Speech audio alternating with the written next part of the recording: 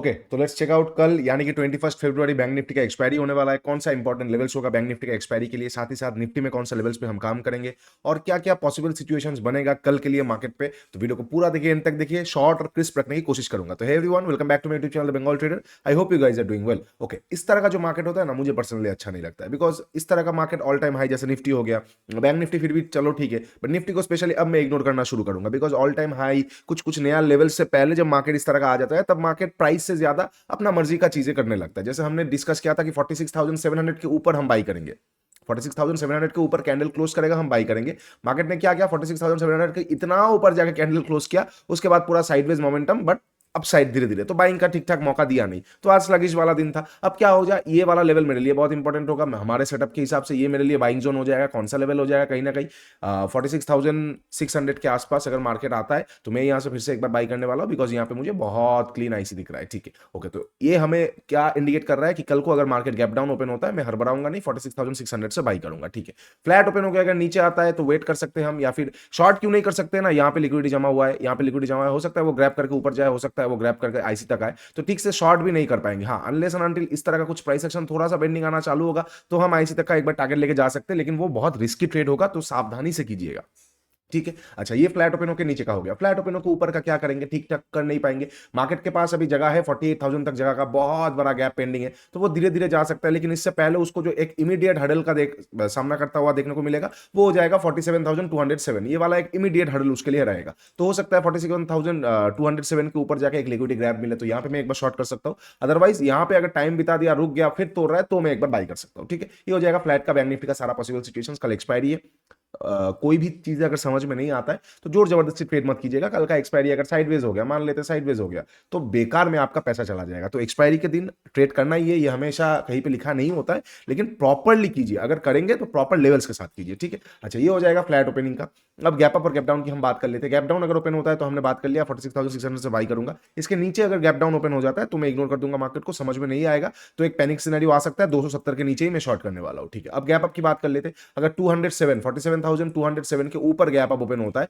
तो हो सकता है बाइंग प्रेशर फिर से मोमेंटम कंटिन्यू रखे। पहला 15 मिनट का कैंडल देखेंगे, पहला 15 मिनट का कैंडल के ऊपर जैसे निकलेगा हम वहां पे बाई करेंगे, और बाई करके बैठे रहेंगे 48,000 तक का टारगेट और 800 पॉइंट का टारगेट के लिए। ठीक है, अच्छा, बहुत बड़ा gap down, ignore the market, मैं उस तरह से वहां पे ट्रेड नहीं करने वाला हूं। ठीक है, ये हो गया बैंक निफ्टी का सारा पॉसिबल सिचुएशंस। अब थोड़ा सा हम निफ्टी देख लेते हैं। निफ्टी में हमारा प्लान क्या था, आप लोगों के साथ कल ही मैंने शेयर किया था, 22,160 170 के आसपास से मैं शॉर्ट करूंगा, यहाँ का स्टॉप लॉस देके।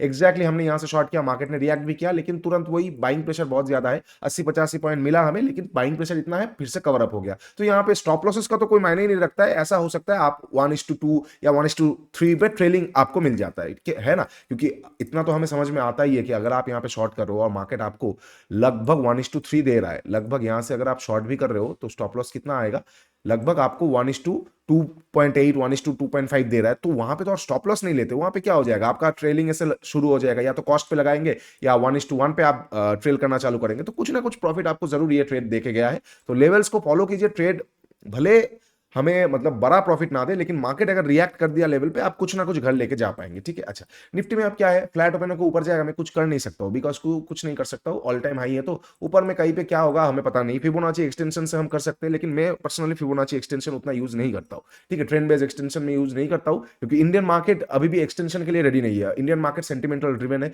वो कहीं पे भी जाकर रुक सकता है, जिस भी दिन उसका मर्जी है रुक सकता है। Excuse me.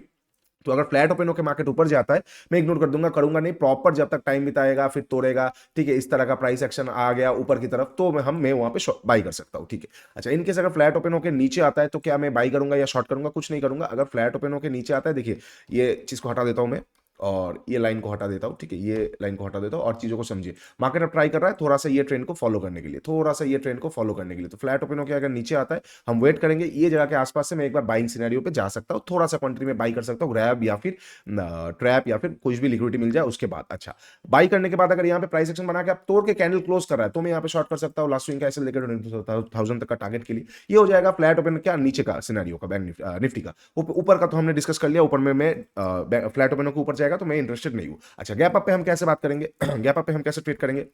अगर मार्केट गैप अप ओपन होता है बहुत बड़ा, तो एक प्रॉफिट बुकिंग सेटअप आएगा, मैं वहां पे शॉर्ट करूंगा, बिकॉज बहुत बड़ा गैप अप ओपन होगा तो एक प्रॉफिट बुकिंग आ सकता है। और छोटा मोटा गैप अप ओपन होगा वही साइडवेज वाला मार्केट, मैं वहां पे ट्रेड नहीं करने वाला हूं। मैं आपको फिर से बताता हूं, जब जब निफ्टी ऑल टाइम हाई के आसपास जाता है मैं ट्रेड नहीं करता हूं, एक दो हफ्ता में ट्रेड नहीं करता हूं, मुझे कोई दिक्कत नहीं है, बिकॉज हमें पता है last time all time high के पास कहां पे गया था। यहाँ पे चीजों को समझिए, last time all time high के पास यहाँ पे गया, मैंने ये सिचुएशन के आसपास मैंने ट्रेड नहीं किया, ये सारा जगह मेरे लिए आइडियल था।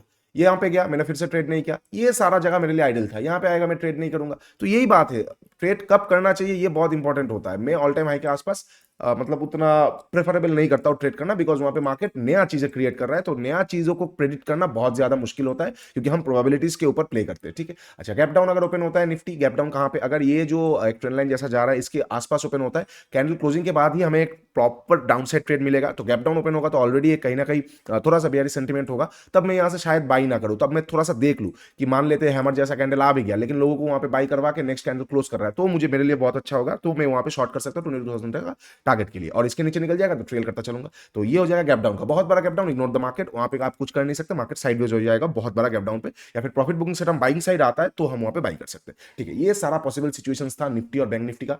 आज लाइव नहीं आ पाया, हमसे सॉरी, थोड़ा पर्सनल काम था। कल मैं लाइव आऊंगा सेकंड हाफ में 12:30 बजे के आसपास, तो स्टे विद द चैनल। नीचे इंस्टाग्राम और टेलीग्राम का लिंक डाला हुआ है, जाके एक बार जरूर चेकआउट कीजिए, वहां पे बहुत इंपॉर्टेंट अपडेट्स मैं आप लोगों के साथ शेयर करता रहता हूँ। मेंटरशिप प्रोग्राम का लिंक डाला हुआ है, जाके चेकआउट जरूर कीजिए। कूपन कोड अभी भी चल रहा है, फ्लैट 1000, ज्यादा दिन रहेगा नहीं, आप लोगों को बहुत अच्छा लगेगा, एडवांस चीजें। चलिए आज के लिए इतना ही, take care and bye bye. Video अच्छा लगे तो do like share and subscribe. तब तक के लिए ट्रेड स्मार्टली।